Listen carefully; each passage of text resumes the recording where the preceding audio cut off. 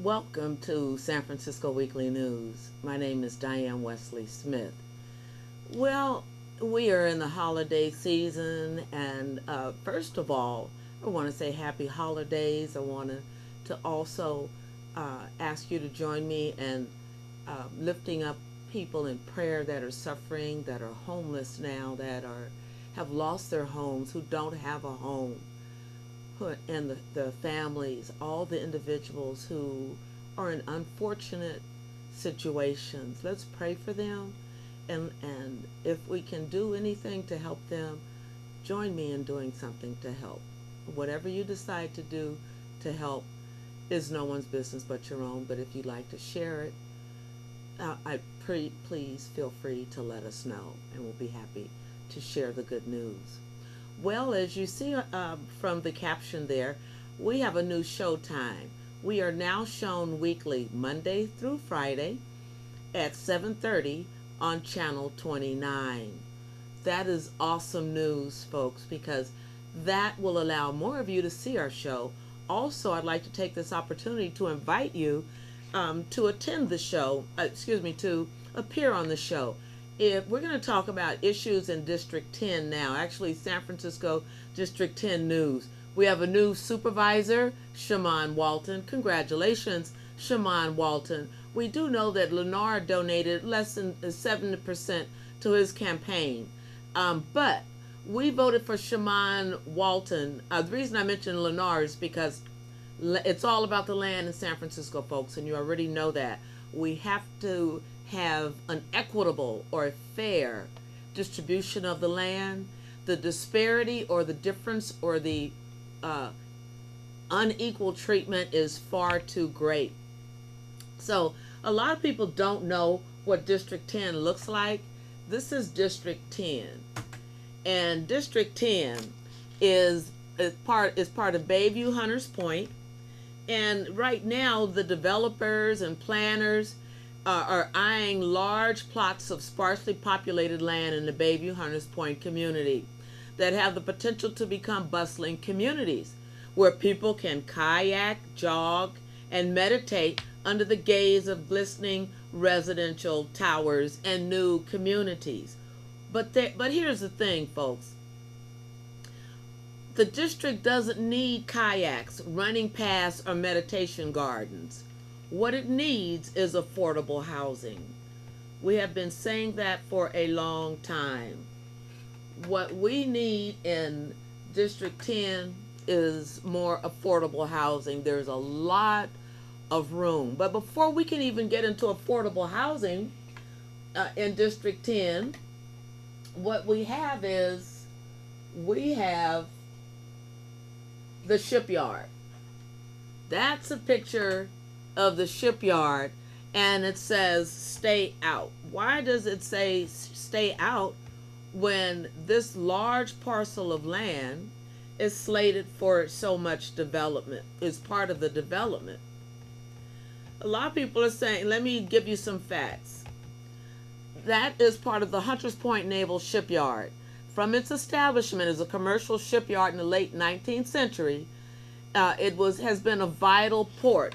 The Naval Shipyard at Hunters Point has a long history of industrial contamination, including dangerous mineral asbestos. So that is why you see the sign that says stay out. So would we have developers build on the shipyard or anywhere near there and it has not been clean? Many people that have grown up in the San Francisco Hunters Point shipyard or on the Hunters Point Hill, let us not forget that the Hunters Point Hill is part of the Hunters Point shipyard, and many people were affected. If you were affected, if you're one of the people that were affected that would like to come on the show and share your story and help people to put a face to the travesty and the toxic waste at Hunters Point Shipyard, please contact us at sfnewstv@gmail.com. That's sfnewstv@gmail.com. The level of asbestos contamination combined with such other pollutants as PCBs and radioactive materials led the U.S. Environmental Protection Agency to declare the Hunters Point Shipyard a Superfund site in 1989. Now, what a Superfund site is, Superfund sites are sites with extensive levels of contamination from toxic materials. The EPA has the power to compel those responsible for the contamination to clean up the site, or it can use its Superfund monies to cover the cost of the cleanup. So we have to determine in San Francisco, what is it going to be? We are going to, of course, rely on our newly elected supervisor, Shaman Walton, to take a very strong stance for the protection of the residents and future residents of the new construction sites at the shipyard, as well as Candlestick Cove. Federal, state, and local agencies, as well as private citizens and awareness groups, have been working for years on the cleaning up of Hunters Point.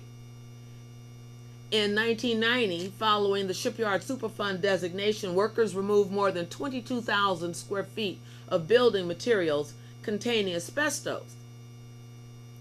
But Hunters Point covers more than 600 acres in the southeastern part of San Francisco. Many of the buildings on the site were constructed during World War II.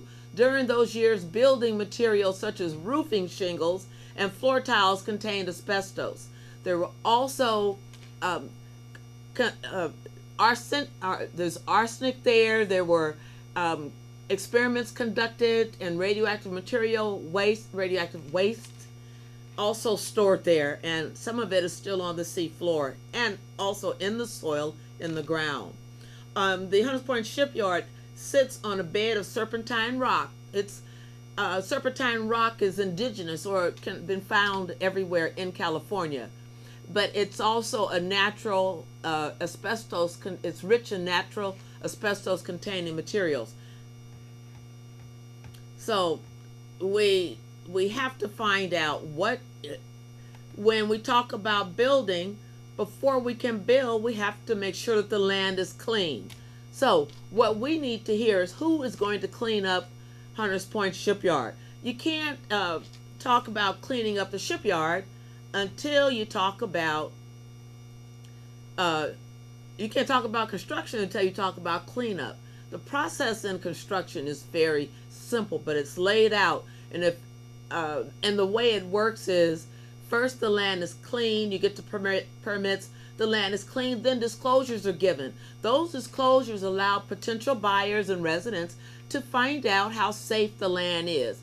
Hazardous materials are supposed to be clearly listed. But because that has not happened, San Francisco has that is why, because that has not happened, because the site has not been cleaned up, it is now a danger. Why they're still holding meetings on Galvez, which is part of the contaminated area, is very disconcerting to me. It concerns me very much. What they want to do is make San Francisco look like what they want to do is they want San Francisco to look like the shipyard to look like a nice little community like this. You see this community? Now, first of all, and this is a proposed, they call it an artist rendering, but look at that. Isn't that something? But who can afford to live there? Look at the boats out there. Many people that were natives of Bayview Hunters Point would have loved to have had that opportunity. Many of them have died from cancer, and many of them have died early, and many are experiencing a variety of health issues, including asthma, bronchitis. It's you have to clean up first. So isn't that picture pretty? However, we need strong leadership in San Francisco. We need people that are going to tell us the truth. We need people that are going to show us that they mean business and that they're going to protect the community. They're going to protect protect District 10. What does that mean? What that means is, first of all, there is a lawsuit, and many people are participating in the lawsuit, including yours truly. And that is because there's so much damage that has been done. All of the candidates that ran for supervisor, they all believe in having they believe in the project. However, let's talk about affordable housing. The number of units, out of approximately 1,500 units, they're going to give 1,575 housing units, 400 of them affordable. Now, we are relying on our Board of Supervisors. Our former district, by the time this airs in January, Malia Cohen will have moved on to to another office, and Shaman Walton will be our supervisor. And we are relying on him, and we must support him, because out of 1,575 housing units, to have 400 of them affordable is insufficient. Insufficient, unacceptable. They're promised to build more than 12,000 homes, 300 acres of parkland, and millions of square feet of school, retail, and office space. Then there's 1550 Evans, which was initially supposed to be a community center. But how much low income housing is included? We need Supervisor Cohen to make sure that you pass the baton over to Shaman Walton, and let's hash out these issues. I'm sure that you've already done that, because you have been an affordable housing advocate for some time. So your legacy should be one of affordable housing, and we must have fairness in affordable housing. I have managed property. I've seen the numbers. When we talk about affordable housing, and I call upon call upon the Board of Supervisors, call upon our president, Malia Cohen, who is very aware, and I call upon our mayor, both very aware and competent, and along with Shaman Walton, talk about a dynamic trio. And the other people that make up this power base. Let's do the right thing. Together we can.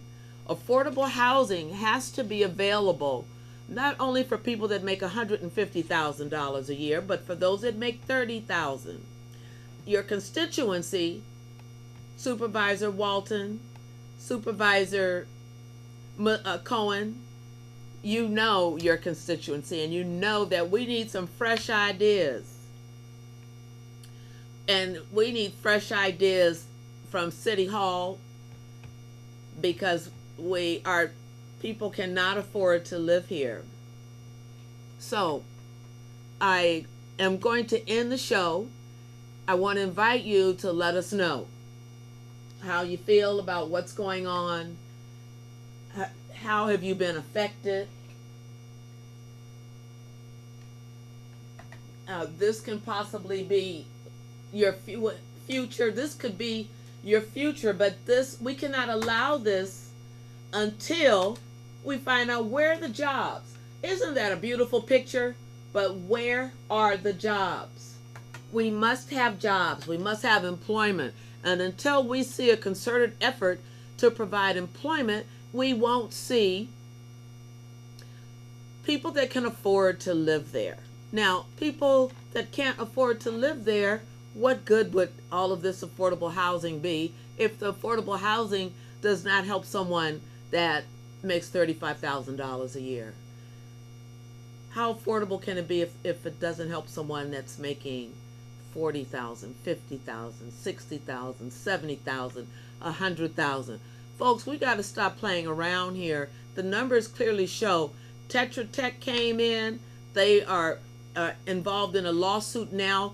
We are suing Tetra Tech. When I say we, I have on my hat now as a resident of Bayview Hunters Point, a native of San Francisco, and we must have, this area must be clean. Right now, we're calling for a moratorium on any building and any construction in Bayview Hunters Point until the shipyard is clean.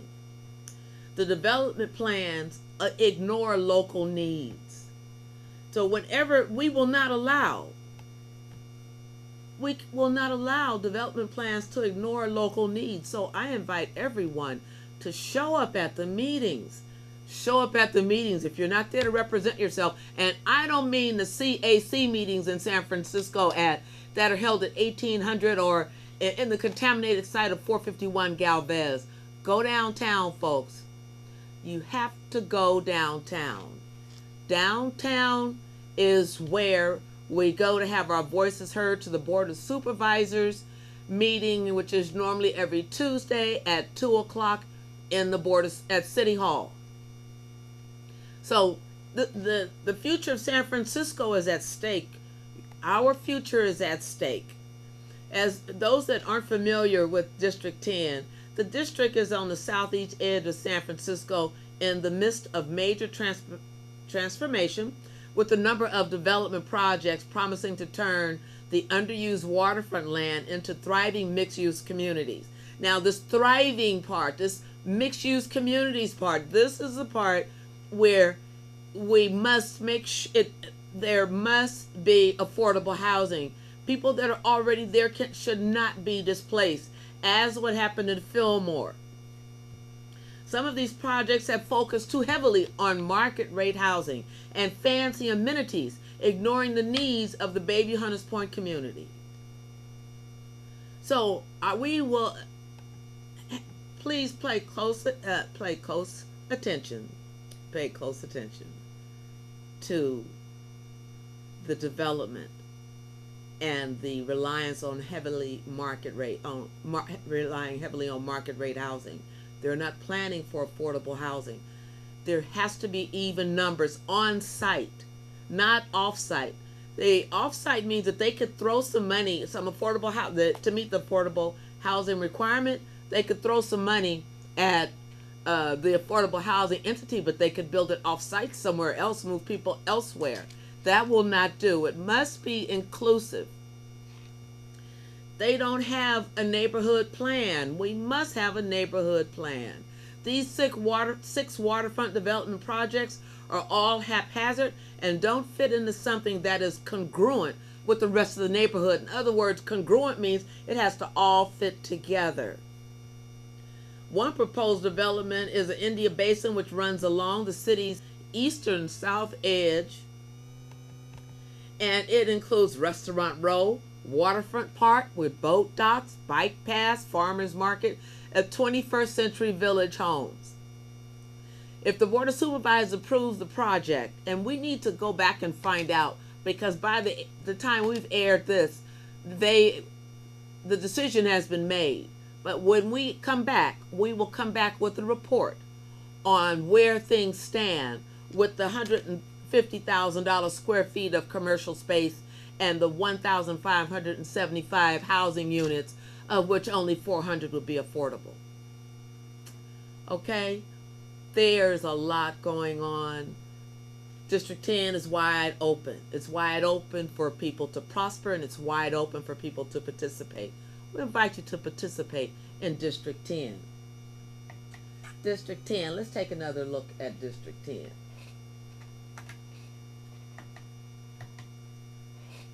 We're going to take a look at it. Just 1 second. Okay. That's the keep out. That's our District 10. So, District 10. So you know where it is. Look at that prime waterfront. That's the largest waterfront in San Francisco. If you don't participate and take part in supporting our elected officials that would do the right thing, that would make sure that we have affordable housing, our elected officials cannot do it alone. Let me say it again. Our elected officials cannot do it alone. So won't you join us in supporting our elected officials and ensuring that there's a place for everyone in the development of San Francisco after a complete cleanup of Hunters Point and the Hunters Point Naval Shipyard. Back with more next year. Happy New Year. This show will air on Mondays at 7:30. So we're no longer live on Thursdays. Every Monday of every week at 7:30 on Channel 9. Join me. Thanks.